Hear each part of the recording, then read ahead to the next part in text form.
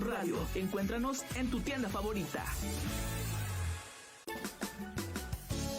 Friedman Studio Top Radio presenta totalmente en vivo Indocentes, un programa dedicado a la educación, investigación, innovación, entrevistas, neuroeducación, docentes inspiradores. Bienvenidos. Queda con ustedes el doctor Sergio Dávila. Iniciamos.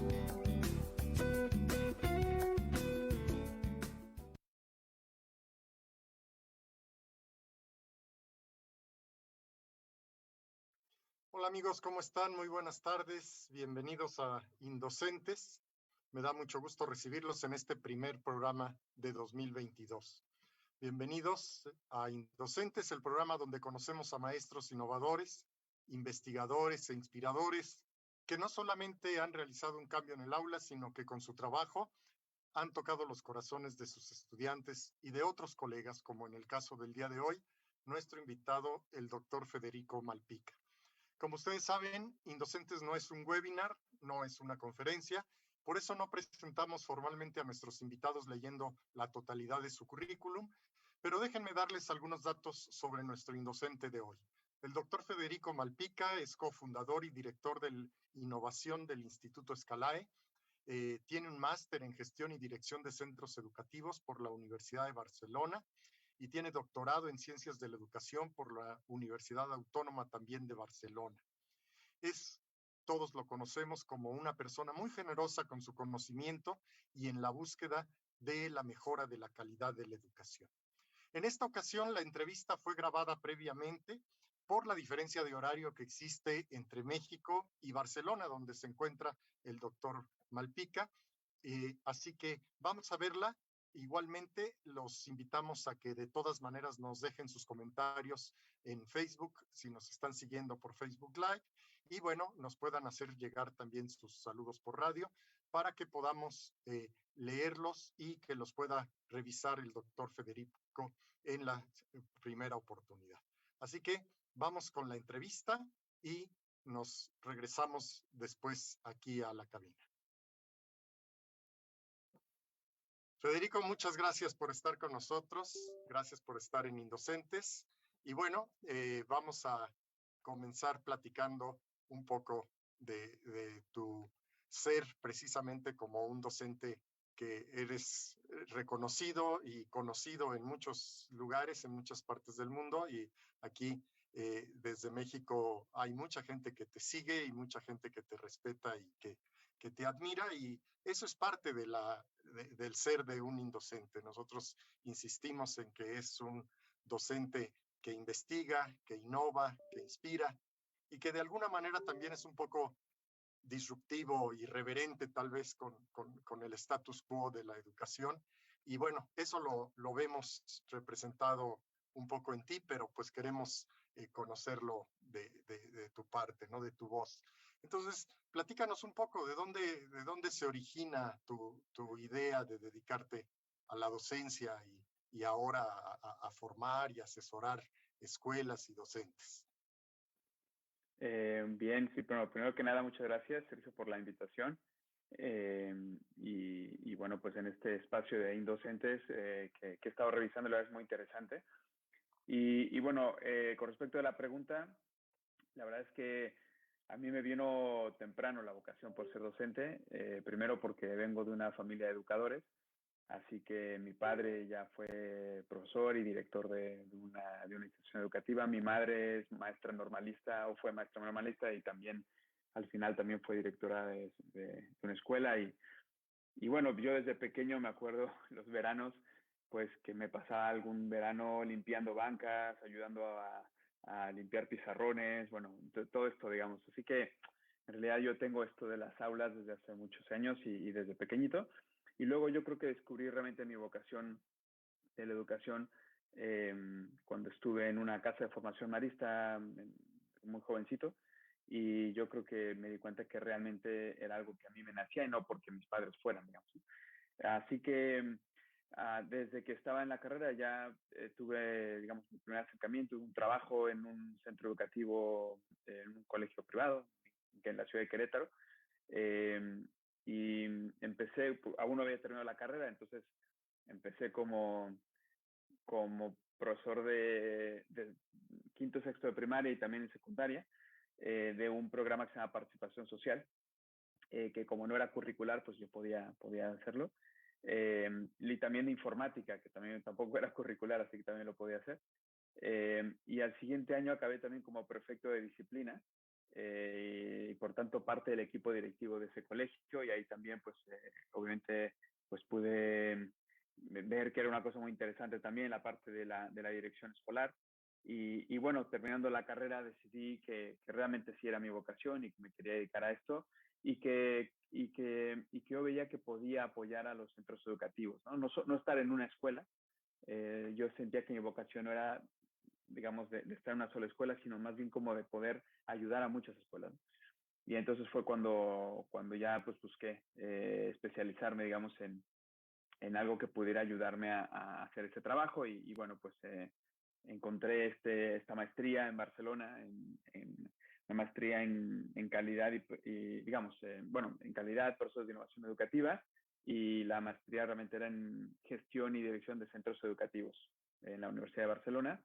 Y luego pues ya me involucré en el doctorado en educación en la Universidad Autónoma de Barcelona, eso con especialidad en calidad y procesos de innovación educativa. Y bueno, pues esta ha sido un poco mi línea también, y de apoyo a las instituciones educativas, aunque sigo dando clases. En Barcelona encontré alguna institución que me dio la oportunidad de poder seguir dando clases en educación superior, en una universidad privada, y luego ahora en una universidad pública, en la Universidad de Gerona, donde pues sigo siendo docente desde hace años. Y bueno, para mí es muy importante seguir pisando aula y seguir estando con alumnos, y yo creo que eso es, además de llenar mi parte vocacional, también para mí es muy importante, si voy a hablar de innovación y de desarrollo personal docente, que yo mismo lo sea, digamos, ¿no? Entonces, bueno, pues un poco ahí estamos.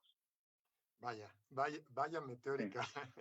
carrera, e inicio temprano en la docencia, ¿no? Cómo pasa a veces como es la experiencia y el estar involucrado en estos procesos los que te va llevando a la necesidad de la formación y de conocer más, ¿no? Y cómo, aunque no es una regla escrita, bueno, pues cómo muchas veces uno pensara que es primero la formación profesional, que te preparas y ya ahora sí que te terminas una carrera como docente, es que empiezas a trabajarlo, pero pues no siempre es así. Las experiencias cambian mucho. Eh, Federico, seguramente en las escuelas y como parte de esa vocación, no nada más la recibiste de casa, de ver los ejemplos en tu casa, sino también desde luego de lo que sucedía en la escuela, ¿no? Seguramente recuerdas o tienes algún recuerdo que quieras compartir de tus maestros que de alguna manera te marcaron, que de alguna manera influenciaron tu vocación. Yo insisto mucho en esto porque a mí me parece que los docentes somos influencers, ¿no? Pero tal vez querámoslo o no reconocer, y muchas veces de manera hasta inconsciente. A mí me pasa que, y seguramente, o tal vez a ti también, que de pronto encontramos un exalumno en la calle que te dice, es que a mí nunca se me va a olvidar el día que usted dijo algo que, y nosotros ya no lo tenemos muy en cuenta, y a veces te dicen cosas tan fuertes como, es que después de ese día o después de esa clase, yo decidí estudiar tal cosa. Entonces, uno de pronto se puede hasta asustar de la influencia que puede tener en las personas. Platícame acerca de algún profesor inspirador que algo que hayas visto te haya dicho, es que yo quiero hacer esto en mis clases, es que yo quiero repetir esto. Y si Sí, puedes también lo contrario, ¿no? De aquellas cosas que claro. de pronto dijiste, esto nunca más en una escuela. Sí, sí, tengo de las dos experiencias, porque bueno, además, digamos, no sé si ahora iba a decir, yo tengo la fortuna, no sé si la de fortuna o no fortuna, pero la condición de que fui cambiando de escuela varias veces por cuestiones familiares y así. Entonces yo estuve en 5 escuelas diferentes, entonces, a lo largo de mi vida. Entonces, eso también me permitió como pues, ver diferentes perspectivas educativas, tanto a nivel general como de docentes específicos, maestros que me influyeron y me marcaron y desde pequeño. Uh, pero bueno, algunos recuerdos ya concretos, sobre todo así de parteaguas, ¿no? Pues obviamente en la universidad, digamos, tuve un profesor Zúñiga, que realmente me marcó mucho porque me gustaron mucho sus clases, porque tenía una forma muy buena de conectar, digamos, ¿no? Y de mantenernos conectados con la clase, muy disruptiva, ¿no? Donde no le importaban las notas y las calificaciones, sino más bien, digamos, qué es lo que estábamos aprendiendo y apoyarnos a cada uno. Y yo creo que todo eso también me marcó y bueno, pues también mucho de aquello que yo desarrollé y revisé y colaboré con los maristas cuando estuve en esta casa de formación, porque, digamos, ellos son educadores ya de vocación y entonces muchas de las maneras de abordar, digamos, ¿no? Y el trabajo, ¿no? Y el acompañamiento a cada alumno, a cada alumna, eso yo creo que también me fue marcando. Y bueno, más estar en una casa de formación significa estar como un internado, ¿no? Entonces estás todo el día allá, entonces eso también pues marca mucho, ¿no? Eh, y, y bueno, también del otro lado, digamos, ¿no? Tuve, por ejemplo, una maestra en secundaria que de plano, o sea, es que yo veía que de plano no, o sea, lo que hacía no me estaba funcionando, ¿no? Entonces yo también en ese momento, pues era, nunca fui callado, digamos, ¿no? Entonces, pues le decía y todo, bueno, total que me acuerdo que terminé varios meses en el despacho de la directora de ese colegio, porque ya de plano preferían que pasaras, mientras estaba su clase, preferían que pasara ese tiempo en la dirección y donde me ponían trabajos y todo que estar en clase porque de plano no daba. Pero yo creo que el hecho de que me dejaran allá y me permitieran continuar, de alguna manera también decía que realmente esta docente no podía con la clase, digamos, ¿no? Entonces, bueno, todo eso también son cosas que me marcaron y bueno, de las que al final, pues no sé si directa o indirectamente, como bien dices, pero sí es verdad, yo estoy contigo que nos debemos considerar influencers porque es lo que hacemos, digamos, ¿no? Vamos influyendo en la vida, en las mentes, en los corazones de nuestros alumnos y alumnas y nosotros mismos somos un ejemplo vivo de ello, ¿no? Sí. Y Federico, te reconocemos como especialista en innovación. Hablemos un poquito de esto. ¿Qué es lo que se necesita cambiar en las escuelas? ¿Qué es lo que necesitamos cambiar los docentes y por qué? Mira, o sea, digamos, posiblemente es primero contar el por qué, digamos, ¿no? Porque es mejor siempre comenzar eh, por, por tener claro, pues, por qué hacemos las cosas, ¿no? Y yo creo que la innovación para mí no es una moda ni es algo opcional o algo que si nos sobra tiempo, ¿no? Hacemos. Para mí, innovar es una parte intrínseca de nuestra labor como educadores porque las sociedades van cambiando, eh, las necesidades de aprendizaje van cambiando, lo que queremos que aprendan los estudiantes van cambiando y por tanto no puede ser que nosotros enseñemos siempre igual. Y entonces, si estuviéramos en una sociedad que fuera, o sea, que no cambiara en nada, ¿no? Que fuera pues una sociedad, digamos, que se mantuviera siempre de la misma manera, pues bueno, okay, podría ser que la innovación fuera alguna cosa opcional, pero en una sociedad como la nuestra, y no digo de ahora, digo de siempre, ¿no? Siempre ha sido una labor intrínseca del educador poder dar respuesta a las necesidades que se van presentando y estas necesidades son cambiantes y por tanto la innovación pues es una parte intrínseca de nuestra labor, ¿no? Yo lo veo así, ¿no? Y más hoy día, ¿no? Con el tipo de aprendizajes que se pretenden que consigamos a nuestros estudiantes, que ya no son solamente que sepan unas cuantas cosas, ¿no? Sino más bien que sean capaces de desarrollarse y desenvolverse en un mundo que es complejo, ¿no? Y por tanto, pues necesitamos desarrollar prácticas que sean capaces de responder a esto y eso significa que podamos tener esa capacidad de ir aprendiendo, reaprendiendo cuestiones, ¿no? A lo largo del tiempo que nos permitan dar esas respuestas. Y esto, pues esto es básicamente la innovación.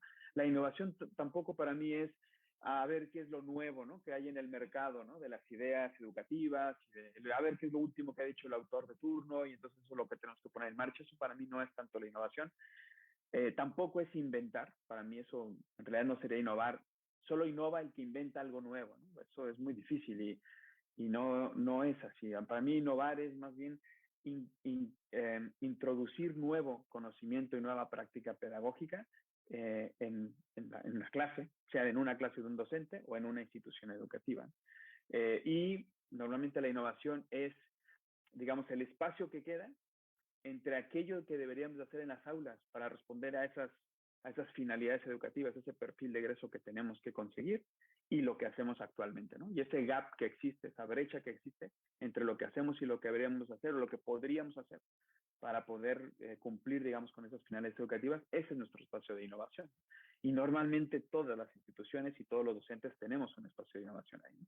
El tema, por tanto, pues es descubrirlo, darle sentido en función de ese referente, claro, que no es la enseñanza, sino que es el aprendizaje de nuestros estudiantes y luego, pues tener herramientas para poder desarrollarlo. No solamente individualmente, yo creo que, y contestando a la segunda pregunta, yo creo que lo que se necesita para innovar es también tener un sentido colectivo de nuestra profesión, ¿no? La enseñanza no es algo que podamos concebir individualmente.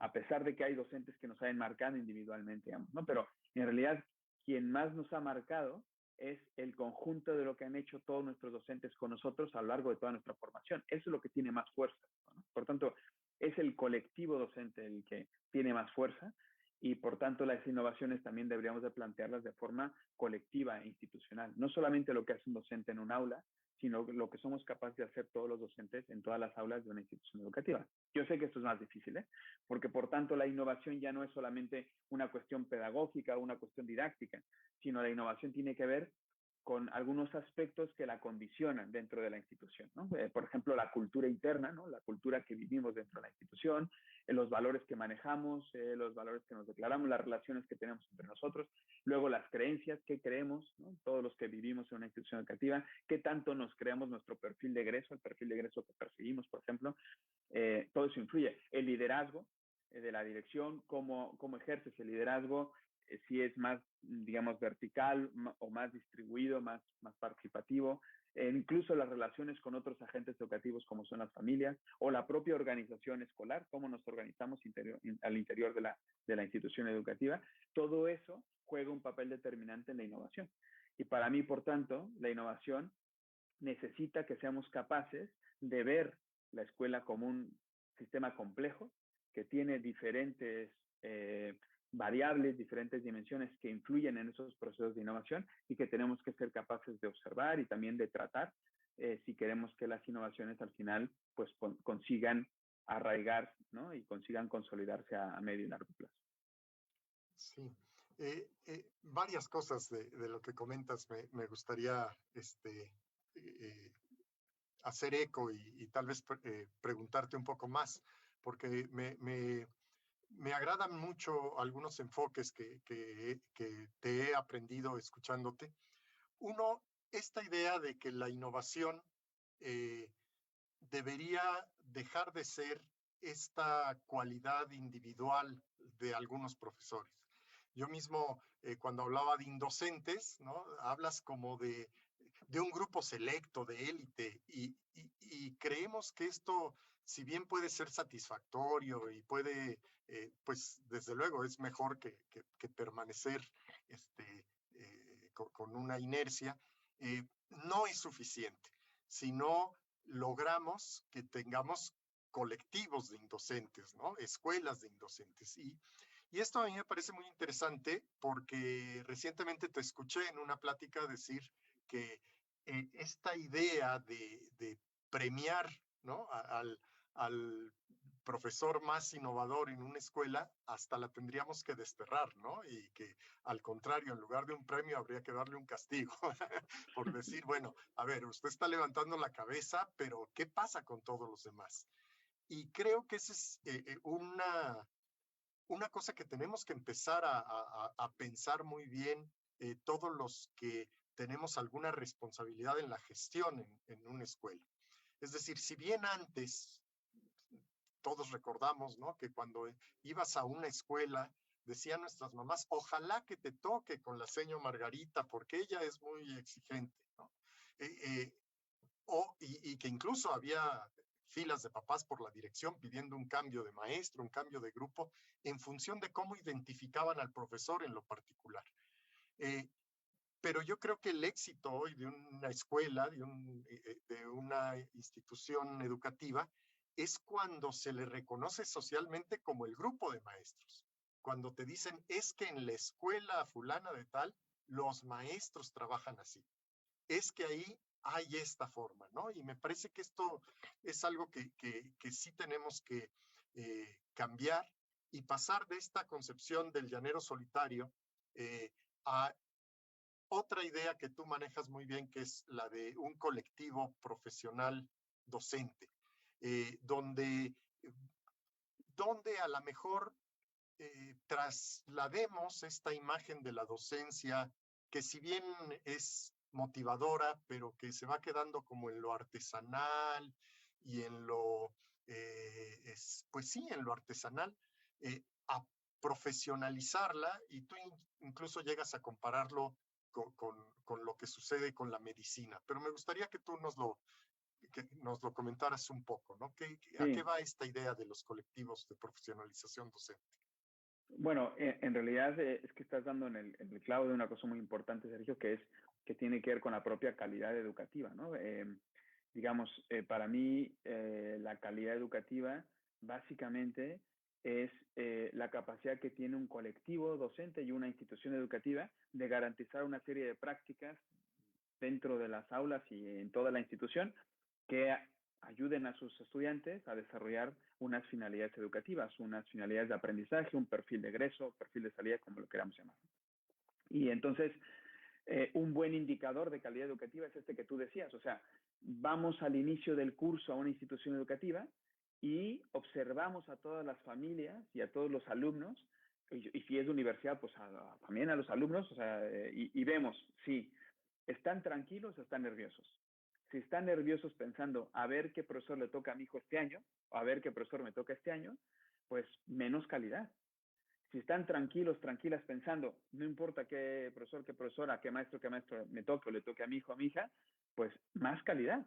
Porque eso quiere decir que estamos consiguiendo garantizar, ¿no? La calidad educativa significa garantizar esas prácticas educativas y no dependemos ya de uno u otro docente a ver si le toca o a ver si no le toca. Eso no es, digamos, mientras sigamos diciendo eso, mientras nuestras familias, nuestros alumnos sigan diciendo eso, no podemos hablar de calidad educativa, ¿no? Y por tanto, para mí, la calidad de la innovación siempre es algo colectivo, no individual. Claro, yo decía este ejemplo, o sea, entregan premios de innovación a un docente. Bueno, no es tanto darle un castigo, pero porque no es su culpa del docente. El docente es innovador y qué bueno que lo sea, digamos, ¿no? Y esos no hay que cortarles las alas, al contrario, hay que ayudarles, digamos. Estos son los que llamamos los pioneros, ¿no? Pero digamos, el premio es como entregarle el premio al mejor futbolista, digamos, ¿no? Pues sí, puede ganar un Balón de Oro Messi, pero si el Barça no funciona, pues ¿de qué sirve todo esto, digamos, ¿no? Si ya está el Balón de Oro, pero el Barça no ha ganado nada, digamos, ¿no? Entonces, ¿por qué? Porque el fútbol es un deporte de equipo, no individual. Por tanto, a mí se me hace ridículo entregar premios individuales a los futbolistas, porque pues si es un deporte de equipo, ¿por qué se entregan premios individuales? Por lo mismo en innovación y educación. O sea, ¿de qué nos sirve entregar premios individuales a docentes por ser muy innovadores si solamente han tenido una, no sé, una parte muy pequeña de toda la formación a los alumnos que pasan por esas aulas? Y yo siempre digo, ¿y qué pasa con las demás clases, digamos, ¿no? Porque como alumno yo diría, pues estuvo muy bien este profesor, pero ¿y qué pasa con las demás clases? O dicho de otra manera, si este docente hace esto en el aula y que sabemos que es bueno y por eso lo estamos premiando, la pregunta es, ¿y por qué no lo hace el resto? ¿No? O sea, ¿por qué no lo hacen todos? O sea, si tu institución educativa estás premiando a un docente por esa innovación, porque tú entiendes que es buena, ¿por qué no la reproduces en el resto?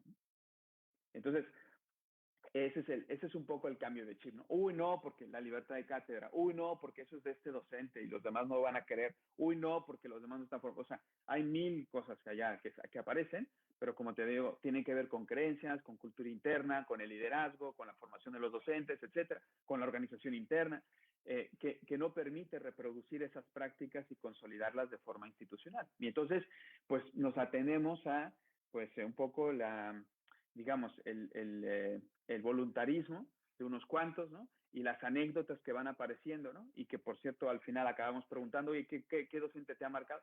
Qué bien sería decir, pues es que me han marcado todos, ¿no? estaría muy bien poder decir eso, o poder decir la gran mayoría de mis docentes, porque me dio, o no fue el docente, como tú decías, sino fue la institución. Esta escuela me marcó, digamos, ¿no? Porque el conjunto de lo que hicieron mis docentes es lo que me marcó para la vida. Entonces, yo creo que vamos aquí. De hecho, si tú miras una institución educativa de estas que vale la pena ir a visitar, es más, que reciben visitas internacionales, ¿no? Que vale la pena ir a ver, ¿no? Normalmente no es porque allá hay un docente que hace algo extraordinario, es porque la institución en general hace cosas extraordinarias con sus alumnos y por eso reciben visitas. Entonces, yo creo que hasta allí tenemos que llegar con la innovación. Y entonces, ¿cómo lo desarrollamos? Es donde entraría el concepto de comunidad profesional de aprendizaje, ¿no? O sea, es una concepción de que la docencia no es un acto individual, sino que es un acto colectivo y por tanto nos tenemos que constituir como un colectivo docente, como una comunidad de profesionales que somos capaces de aprender sobre nuestra práctica, de mejorar nuestra práctica, de revisar lo que hacemos y además también pues de enseñarnos y aprender unos con otros, digamos, ¿no? Y en función, eso sí, no de nuestras propias prácticas, sino en función del aprendizaje que queremos conseguir. Como ese aprendizaje es común, o sea, todos queremos conseguir el mismo perfil de egreso, por tanto, pues todos podemos contribuir y por tanto tiene sentido tener comunidad. O sea, no puede haber comunidad si no tenemos nada en común, pero si las finalidades de aprendizaje son comunes, por tanto podemos formar comunidad. ¿Cómo hacemos entre todos para ser cada vez más coherentes, digamos, en lo que hacemos en las aulas con estos aprendizajes que queremos conseguir en nuestro alumnado, ¿no? Y esa es un poco la idea. Sí, pero sí tenemos un hándicap en contra, ¿no? Que es muchos años de tener una actividad profesional sumamente aislada, en la que, bueno, pues tú recordarás el dicho, cada maestrito con su librito, ¿no? Es decir, la docencia era la actividad prototípica de la soledad, de las decisiones personales, y en este sentido, creo que venimos arrastrando mucho con algunas cosas que a veces uno cree que los profesores van a sumarse con alegría y con entusiasmo a un proyecto colectivo, y resulta que no es así. Y resulta, tú mencionaste que te dicen, no, por libertad de cátedra, usted no me puede decir cómo hacerlo. O a veces ni siquiera un proyecto común para evaluación. Dice, no, yo doy la misma materia que mi compañero de al lado, pero hacemos diferentes exámenes y diferentes proyectos porque lo vemos diferente. Y lo defienden mucho. Ahí que falta eh, una mayor capacidad de convencimiento de parte de la dirección, de la gestión, o cómo podemos resolver este primer paso, porque siento que es como, pues a veces como miedo a lo desconocido, como alguien me decía que tenemos mucho la tendencia a calificar estas actitudes como resistencia al cambio.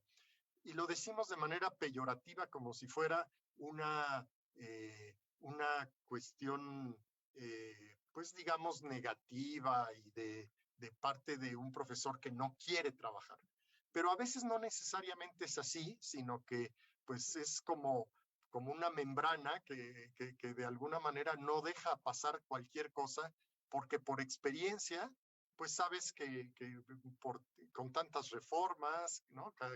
Aquí en México cada sexenio nos cambian, y no nada más nos cambian, sino que nos dicen que la anterior fue la peor de la historia, etcétera, ¿no? Entonces, uno termina por decir, y como para qué de cambiar si de todas maneras después me van a decir que cambie por otra cosa. Sí, exacto. O sea, yo creo que precisamente de aquí está el tema, ¿no?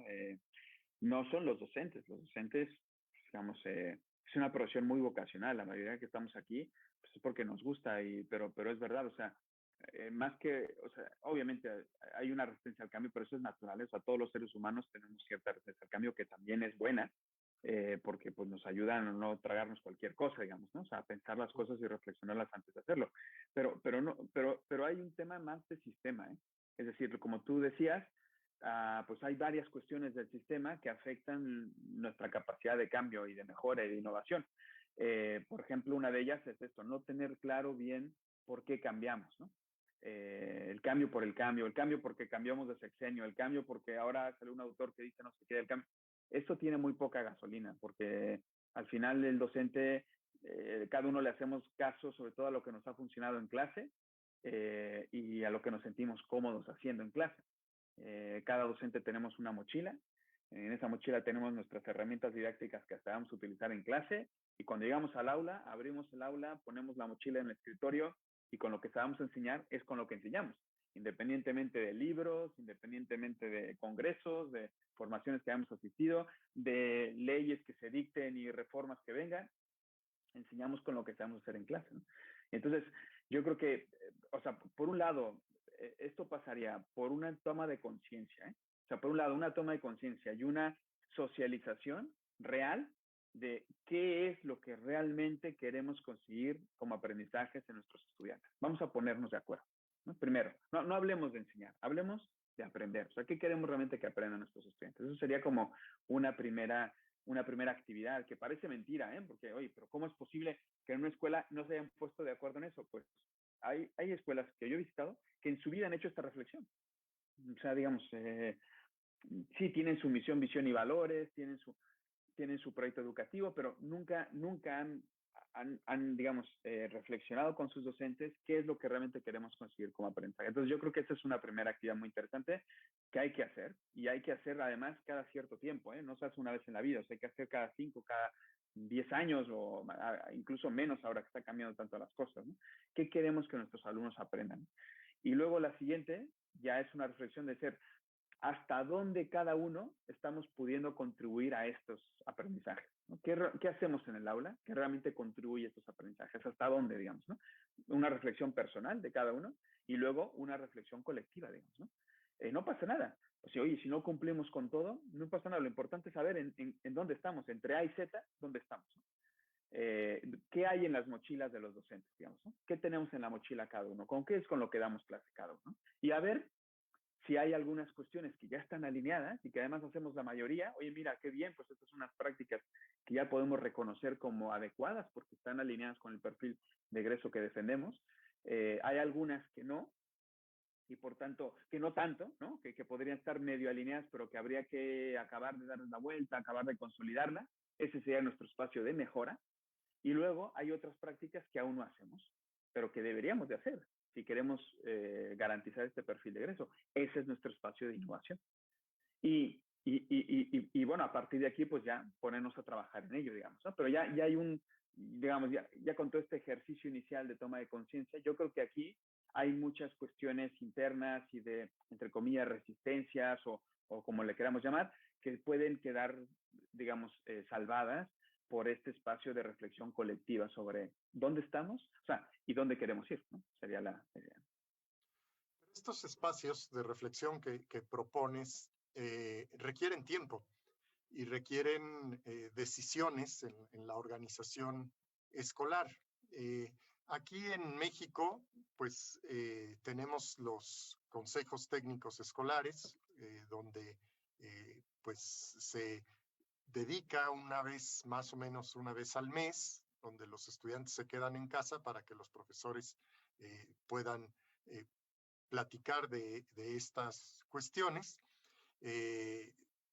No se pudo hacer en otro momento, ni por las tardes o en sábado, pues por cuestiones sindicales, entonces se pierde o se invierte un día de clase. ¿Tú crees que es suficiente esta frecuencia? ¿Estos espacios serían suficientes para trabajar estas reflexiones?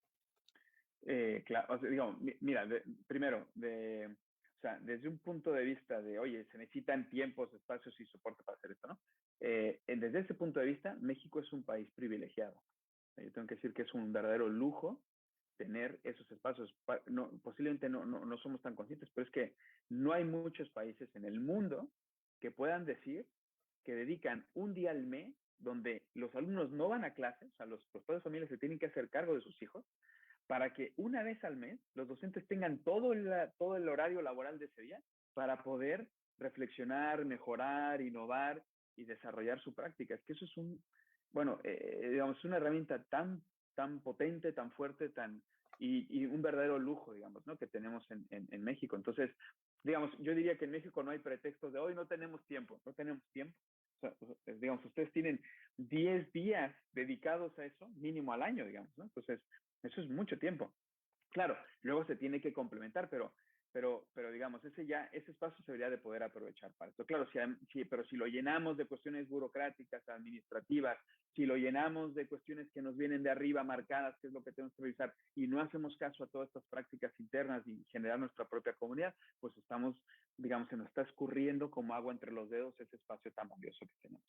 Y luego hay otros también que se pueden construir, porque en todas las instituciones educativas hay reuniones todo el año, hay un montón de reuniones, y entonces solamente eficientando esas reuniones ya podríamos hacer un hueco a tener esos espacios, digamos, ¿no? Oye, de las 10 reuniones que tenemos en el año para, no sé, la coordinación o de las reuniones semanales que tenemos de coordinación, ¿por qué no dedicamos una al mes, por ejemplo? Entonces hacemos 10 espacios en el año, pero oye, lo que vamos a ver en esa, pues lo vemos en las otras 3, digamos, ¿no?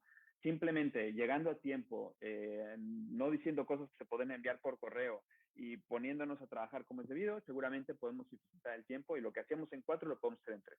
Y dedicamos una más de coordinación a poder trabajar lo que estuvimos desarrollando en los consejos técnicos, luego le damos seguimiento en ese tipo de reuniones de coordinación entre los diferentes cuerpos o equipos docentes que existen en la institución. Y luego pues se pueden crear algunas otras, digamos, por ejemplo, la observación entre iguales, que es una de las estructuras básicas de las comunidades profesionales de aprendizaje, pues se puede construir, por ejemplo, se puede desarrollar haciendo una semana cada trimestre, una vez al trimestre, una semana de observación, por ejemplo, ¿no? Entonces, en esa semana, los alumnos juntamos clases de alumnos para que los docentes se puedan observar, ¿no? En 2 clases juntas, por ejemplo, o se pone alguna actividad para los alumnos durante el día para que algunos docentes puedan observar a otros, o se les pide que formen pares pedagógicos o ternas pedagógicas y ellos mismos se ponen de acuerdo. Entonces, cuando tú estás en descanso, en el receso, ¿no? Yo puedo ir a observar tu clase y luego al revés, sobre todo si hay horarios desincronizados, etcétera. O sea, yo creo que ahí se pueden, porque eso ya no es poner de acuerdo a muchos, sino solamente a 2. Entonces, es más fácil también que se pongan de acuerdo entre ellos, ¿no? Entonces, así podemos ir conquistando espacios en los cuales los docentes pueden trabajar entre ellos, digamos. Yo también, por ejemplo, conozco estrategias ahora con las tecnologías. Por ejemplo, los alumnos frente a una computadora durante una hora pueden estar perfectamente. Y ahora hay programas que ya son tan inmersivos y son tan interesantes que los alumnos, simplemente con alguien cuidándolos, pueden estar, digamos, allí, durante una hora, por ejemplo, delante de un programa, ¿no? En concreto, esa hora, pues hay algunos docentes que no la tienen de clase y por tanto las pueden tener para poder también trabajar entre ellos, por ejemplo, ¿no?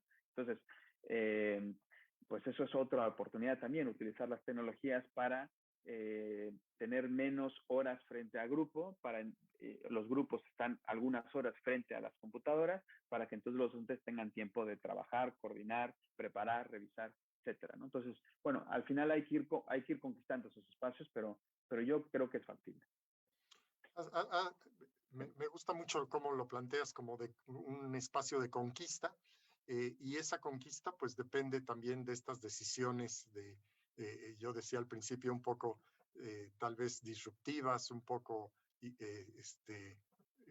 que rompen con lo que incluso se esperaría, pero que es la tensión que vivimos tanto los docentes como los directivos. El docente, esa tensión entre lo que yo quisiera lograr con mis estudiantes, lo que yo veo que les hace falta, pero por otro lado tengo el programa y el libro que hay que acabarlo, ¿no?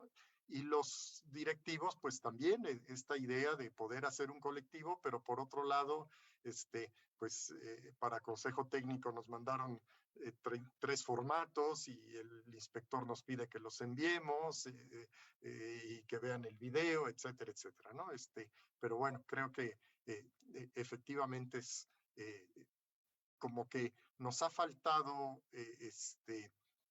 entender que estos recursos pues son recursos mínimos de apoyo, pero que no necesariamente son una receta que haya que dedicar exactamente, porque creo que a la larga pues eso hace que el profesor, cuando tiene libertad, se sienta incluso pues inmóvil, porque dice, no, dime cómo, dime cuándo, ¿no? En Exacto. fin, Sí. no es un problema sencillo. Pero No, bueno, pero es verdad, ¿eh? sí, Pero nada más comento esto porque yo creo que es verdad. Es decir, hay una cuestión que se habla desde hace muchos años, que es la autonomía, ¿no? La autonomía de las instituciones educativas. Tienen que ganar autonomía, ¿no? Los sistemas educativos más avanzados del mundo, sus instituciones tienen mucha autonomía. Y entonces esos sistemas, claro, la autonomía permite contextualizar, y la educación, la mejor educación, la educación que está contextualizada, ¿no? Que responde a las necesidades del entorno concreto de los alumnos que tienes ahí delante, digamos, ¿no? Y de su propia situación. Pero para eso no se pueden utilizar recetas, porque las recetas lo malo que tienen es que están hechas para todo mundo igual, ¿no? Entonces hay que ejercer esa autonomía. La ley educativa de México contempla la autonomía. Lo que pasa es que no se ejerce. Y no se ejerce porque le hacemos más caso a las recetas que no a nuestra propia situación. Pero para hacerle caso a nuestra situación tenemos que diagnosticar esa situación, y por tanto desde ahí empezamos a ejercer nuestra autonomía como directivos y como docentes, si somos capaces de ponernos de acuerdo en qué queremos conseguir en nuestros estudiantes, en contextualizar ese perfil de egreso nacional en nuestro propio entorno, si somos capaces de desarrollar una metodología común de trabajo entre todos, ¿no? Si somos capaces también de ayudarnos unos con otros, porque entonces cada vez le hacemos menos caso a las recetas y más caso a nuestro propio contexto. No hay ley educativa que diga que hay que hacerle caso al video que viene porque nos mandó el inspector. Lo que pasa es que algo nos tienen que enviar pues, para hacer algo en esos espacios de cada mes, digamos, ¿no? Si no se nos ocurre nada. Pero en realidad nosotros podríamos ejercer la autonomía y poder construir estos espacios conforme a nuestra propia realidad. Es un tema de irlo trabajando poco a poco, yo diría que ir madurando, digamos, ¿no? Es una cuestión de madurez, ¿no? Las organizaciones más maduras son organizaciones más autónomas, así como las personas cuando maduramos somos más autónomas, ¿no? Y eso es un signo de madurez, ¿no? Nuestra propia autonomía personal. También organizativamente es igual, las organizaciones más maduras son las más autónomas, y en esa autonomía pues son siempre más eficientes, ¿no? Yo creo que eso es algo que tenemos que ir trabajando. Y esa autonomía implica responsabilidad, y la Así es, responsabilidad se da autonomía, ¿no? Se así es, así autoimplica. es, Oye, así es. y quedamos de platicar un poco de pandemia y no lo hemos hecho hasta ahora. ¿Qué Sí, nos sí, enseñó sí. la pandemia hacia cómo dirigir la innovación, y qué va a pasar con la educación hacia adelante? Mucho se habla de la escuela post-pandemia. Yo digo interpandemia, porque eso de post me parece demasiado ingenuo todavía por lo que estamos Sí. viendo. Eh, pero tú nos hablas ya de una co-creación de escuela. Sí. Háblanos un poquito de esto. ¿Qué nos enseñó la pandemia y qué necesidades educativas tenemos? Sí, bueno, digamos, yo creo que ha sido un gran problema la pandemia a nivel mundial, pero yo creo que desde el punto de vista educativo también nos ha dejado ver, ¿no? Algunas realidades concretas de cómo hemos estado trabajando a nivel de cultura, de trabajo en la profesión de la educación, y a nivel práctico también. Yo creo que ahí hay muchas enseñanzas que podemos rescatar, independientemente de la pandemia, transpandemia o pospandemia, ¿no? Pero yo creo que tenemos que poder rescatar algunos aprendizajes. Uno muy claro es que lo más importante bueno, perdón, primero, en esto de la co-creación, solamente para hacer un paréntesis, sí, o sea, nosotros hicimos un esfuerzo cuando vino todo esto de la pandemia, por ahí de marzo, ¿no? Por ahí de mayo, nosotros hicimos un esfuerzo de juntar a algunos profesionales y colegas de diferentes países para poder reflexionar en conjunto sobre qué nos estaba pasando, ¿no? Ahí sí que estábamos metidos ahí en el confinamiento total todo el mundo, y logramos reunir pues 30 profesionales de 11 países diferentes, que durante una jornada que organizamos con unos colegas aquí de Barcelona que se llaman Cookie Box, que son expertos en este tipo de eventos gamificados y de jornadas gamificadas, logramos hacer un ejercicio de co-creación sobre algunos criterios de calidad pues para una educación en tiempos de pandemia, ¿no? Y pandemia y pospandemia, digamos, ¿no? O sea, nosotros llamamos de educación sin distancias, ¿no? Cómo salvaguardar esa distancia física, ¿no? Y que para que siga siendo una educación bien conectada, ¿no? Y entonces, bueno, pues fueron apareciendo diferentes criterios interesantes. De hecho, tenemos una web que se llama educacionsindistancias.org. Si alguno quiere rescatar el documento y también luego hicimos algunas mesas redondas donde de hecho tú participaste en algunas de ellas y bueno, varias personas han ido participando, pues ahí también está la información y yo creo que vale la pena pues entrar y rescatar todo esto, ¿no? Para mí, uno de los, o sea, hay algunas cosas que yo creo que son muy claras, que nos ha enseñado todo este problema que hemos tenido, porque ha sido una especie de experimento. Es como si hubiéramos podido decir, oigan, ¿por qué no hacemos un experimento mundial, ¿no? Donde todo el mundo se vaya a sus casas, ¿no? Y entonces vamos a dar las clases así online a ver qué pasa, ¿no? Y entonces, pues bueno, no nos quedó más remedio que hacerlo así.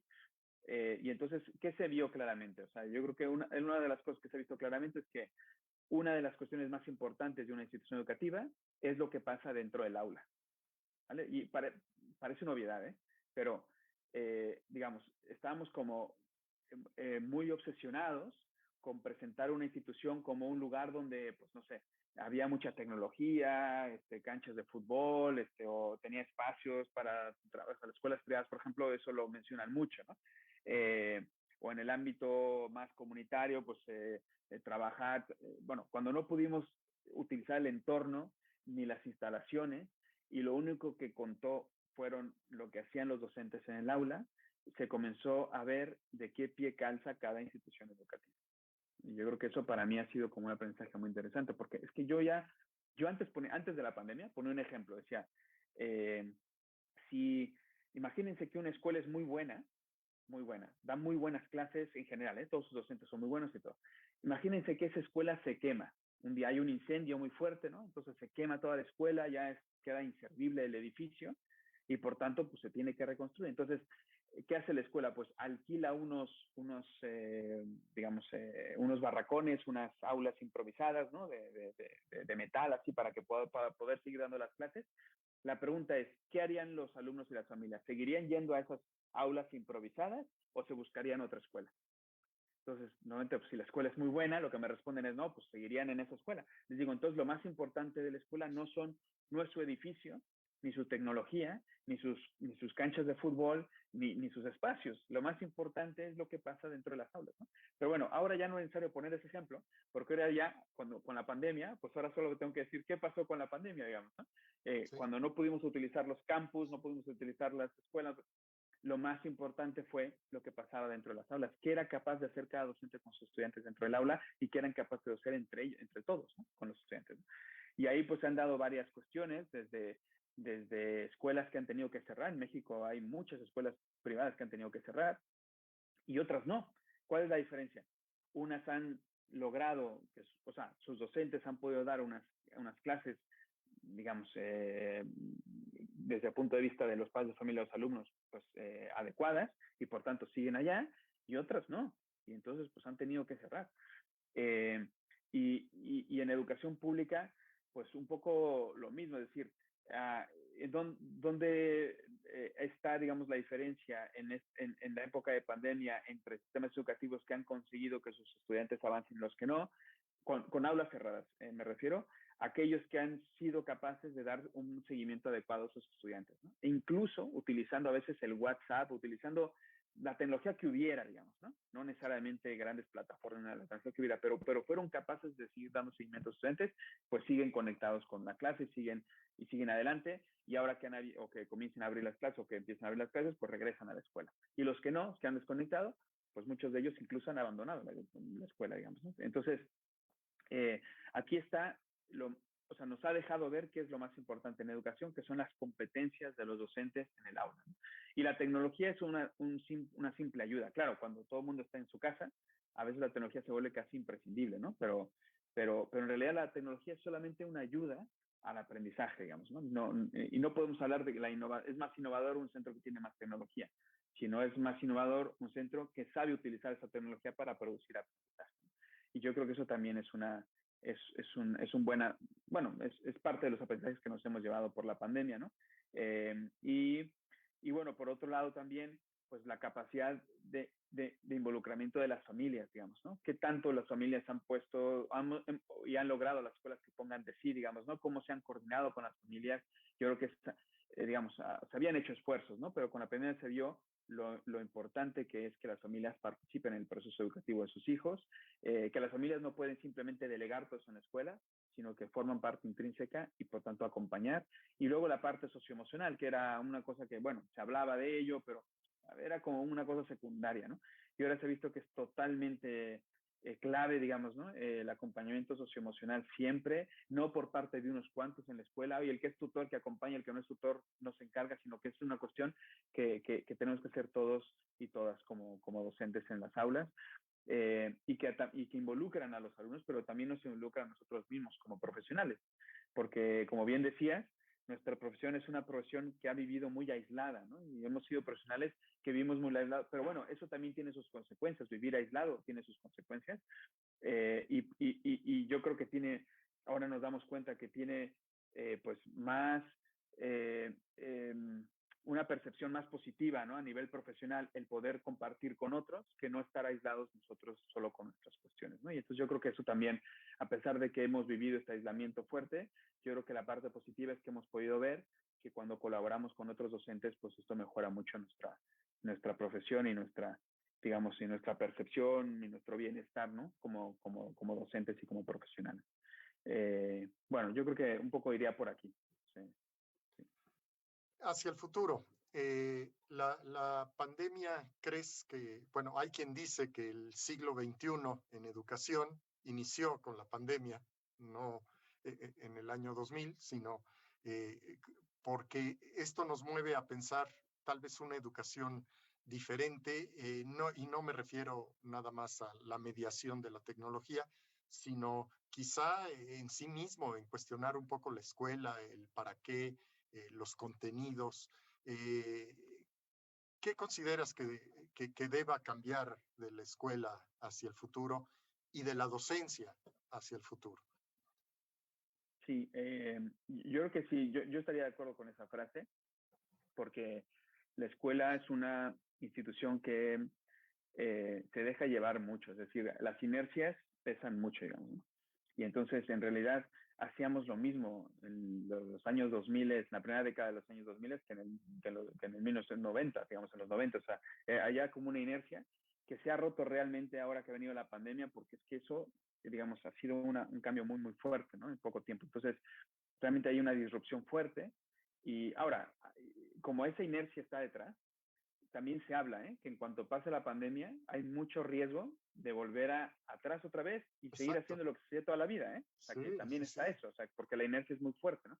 Entonces, lo que pasa es que la sociedad también está cambiando mucho y se está dando cuenta de muchas cosas. Por ejemplo, a nivel de sociedad nos hemos dado cuenta que si no somos capaces de ponernos de acuerdo en las cosas, también cada quien por su lado, hay veces que no es capaz de resolver todo, ¿no? En la pandemia, pues hemos tenido que ayudarnos unos a otros, digamos, ¿no? Pues el hecho de la vacunación, por ejemplo, es una cuestión colectiva, no solo individual, ¿no? Y cuestiones de estos, ¿no? De ponernos mascarilla para salir a la calle, para proteger a los demás y a su vez ellos a nosotros. Y digamos, como que ha regresado un poco esta idea de la comunidad, ¿no? Y yo creo que desde el punto de vista educativo, este tendría que ser uno de los grandes cambios en educación. Yo creo que sí va para allá, es decir, de pensar más en la docencia como un acto colectivo, donde nos pongamos de acuerdo también de manera colectiva para trabajar. Yo creo que es una buena oportunidad ahora para trabajar esto. Profesionalizar también, entender que nuestra profesión tiene una ciencia detrás y que eso permite producir aprendizaje y por tanto entender mejor cuáles son esos procesos y trabajarlos de una manera más explícita, digamos, ¿no? Y más adecuada. Luego, también darle su espacio a la tecnología, pero un espacio que sea adecuado, digamos, ¿no? Y no tecnología por tecnología, sino qué nos resuelve, ¿no? Y qué nos va a resolver, qué hace mejor. Es decir, no es tanto, yo creo que en el futuro no es tanto reemplazar a los docentes con tecnología, sino permitir que los docentes se vuelvan más fuertes con la tecnología, digamos, ¿no? O sea, digamos, un docente ya es capaz de producir aprendizaje en sus estudiantes con su actividad y con sus actividades didácticas, pero la tecnología podría hacer que eso fuera aún más potente, ¿no? Entonces es que la tecnología tiene que hacer más potente a los docentes, más que reemplazarlos, ¿no? Yo creo que eso también ha quedado claro. porque hay una parte socioemocional, hay una parte de acompañamiento, que esto no lo puede hacer una máquina, eso es entre humanos, entre seres humanos, y esto requiere seres humanos además con vocación de servicio, que sean capaces de empatizar con los demás y poderles ayudar, digamos, ¿no? Y ese es un poco el trabajo de un docente también, ¿no? Y simplemente la tecnología lo que tiene que hacer es hacerlos más potentes, ¿no? Entonces yo creo que irá por ahí también. Luego, obviamente, sí que a ciertos niveles educativos, y me refiero al espacio de educación superior, pero también incluso en media superior, incluso antes, pues puede haber espacios que se van a combinar entre lo presencial y lo online. Y yo creo que está bien. O sea, yo creo que, digamos, desde un punto de vista profesional, por ejemplo, el teletrabajo, ahora hemos visto que había, o sea, la presencialidad estaba sobrevalorada, digamos, ¿no? O sea, yo creo que podemos estar en otras partes del mundo. Tú y yo ahora estamos dialogando a miles de kilómetros de distancia y podríamos estar también en la misma habitación y no habría prácticamente diferencia. Y yo creo que esto también en educación es factible, ¿no? Para ciertas cuestiones y en ciertas circunstancias, pues esto también es factible. Por tanto, yo creo que hay una cuestión muy interesante, que esto no se está hablando mucho, pero yo creo que posiblemente se va hablando poco a poco más, y es que desde un punto de vista laboral,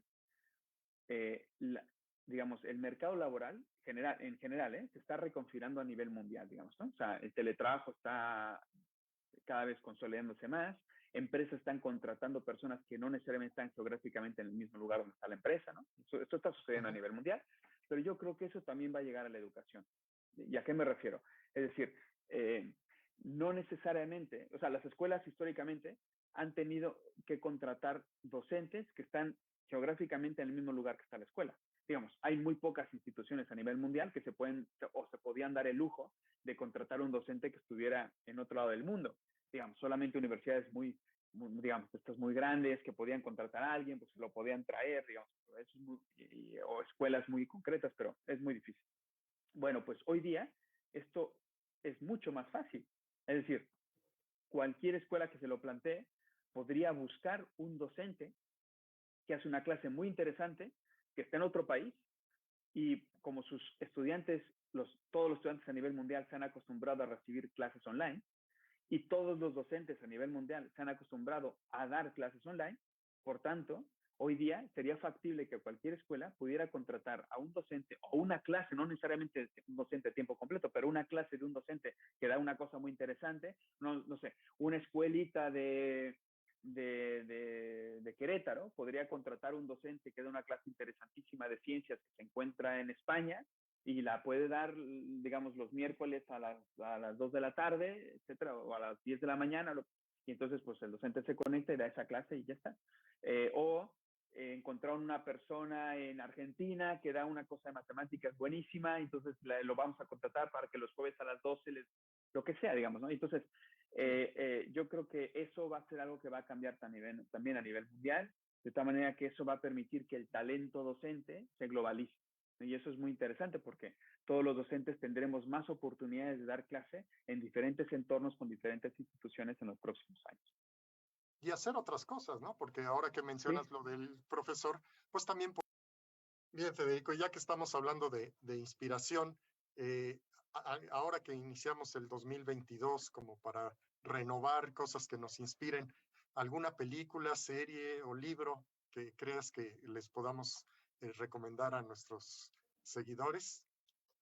Sí, mira, yo realmente en el 2021 un libro que me inspiró mucho es un libro que se llama Otras formas de aprender, de Alex Berg, que bueno, es el título en español, es Otras formas de aprender. Y yo creo que ese libro, digamos, a mí me inspiró porque Alex Berg lo que hizo fue conseguir patrocinio, digamos, y viajar por varias partes del mundo visitando instituciones educativas, además prepandemia, ¿no? Entonces, digamos, para también escapar un poco de esto de la pandemia, ¿no? ¿Qué ocurría en el mundo, ¿no? En diferentes instituciones innovadoras e intentar dibujar, digamos, como un hilo conductor, ¿no? Entonces, bueno, supongo que a mí me gustaría un día hacer ese viaje, entonces supongo que por eso me inspiró tanto, pero es muy bonito porque es como ir siguiéndolo en el viaje, ¿no? Entonces él va hablando, te va entrevistando con diferentes instituciones, te va explicando sus dinámicas y yo creo que se aprende mucho y digamos, es de fácil lectura, ¿no? Otras formas de aprender de Alex Berg. Y bueno, y ahora estoy con un libro que se llama El bienestar de los docentes, que es de Elizabeth Holmes, de la editorial Narcea, que también es muy interesante, porque yo creo que ahora el tema está en cómo, digamos, tener bienestar nosotros, ¿no? Como docentes, cómo hacernos fuertes también, ¿no? Cómo controlar el estrés, cómo sentirnos bien, ¿no? Profesional y personalmente. Entonces, bueno, yo creo que ahora estoy en ello y yo creo que ese es un libro de estos también, yo creo que de lectura fácil y que nos puede inspirar mucho para hacernos fuertes, digamos, en estos momentos complicados, digamos, ¿no? Profesionalmente hablando. Y bueno, digamos, también está lo que hemos trabajado en el Instituto Scalae, ¿no? Yo siempre recomiendo la plataforma que tenemos de Teachers Pro, ¿no? Que es una plataforma de desarrollo personal docente que permite desarrollar hasta 16 competencias críticas para la docencia. Es gratis hacerse miembro, entrar en la comunidad, comenzar a ver prácticas de otros docentes. Y bueno, pues hay itinerarios formativos, hay también gratuitamente se puede hacer también un diagnóstico, ¿no? De las competencias docentes que uno tiene y luego pues aparte de eso pues también decidir en qué uno se quiere formar. Entonces bueno, yo creo que es interesante también que le echen un ojo, entrar ahí en teacherspro.com y ahí está también la información y yo creo que eso también puede ser interesante y además ahí hay varios recursos. Y luego, si no, también pues en la web del Instituto Scalae ahí también tenemos recursos, tenemos investigaciones que, bueno, pues pueden ser interesantes para los docentes, ¿no? Ya lo creo. Yo Sí. la sigo y además ahora veo que prácticamente cada semana estás escribiendo también alguna contribución. Eso También. sí también. Sí, es verdad. Sí, bueno, la ponemos en el blog de la página web, pero si alguien quiere, pues bueno, lo ponemos también en LinkedIn, en Facebook. Así que bueno, si me quieren seguir en las redes sociales, pues por ahí vamos publicando cada semana pues alguna reflexión interesante también para inspirarnos. Y yo recomiendo mucho que lo hagan, así que seguramente van a aprender mucho, se van a animar mucho a transformar nuestra propia práctica. Y bueno, Federico, yo te agradezco muchísimo este espacio, esta entrevista. Muy buenas noches para ti y muchas gracias por haber estado en Indocentes. Al contrario, muchas gracias, Sergio. Gracias a tu público, ¿no? A tus audioescuchas, videoescuchas. Y bueno, pues un placer poder compartir y bueno, esperemos que se repita. Claro está, claro que sí. Muy bien. Muchas gracias. Muy bien. Gracias, un abrazo. Así la entrevista con el doctor Federico Malpica. Casi para despedirnos, no quiero dejar pasar la oportunidad de saludar a Kenia y a Lupita Crisóstomo, que nos hicieron favor de acompañarnos, a Marc, desde el plantel 36, desde luego a mi querido amigo Margarito Ramírez, un ferviente seguidor también del doctor Malpica. Gracias, Margarito, por estar con nosotros. A Marx Alvarado del plantel 36, a Ana Gema, que nos acompaña, Lorena Alegría también, Blanca Estela Villegas, Ana María Literas, Blanca Estela,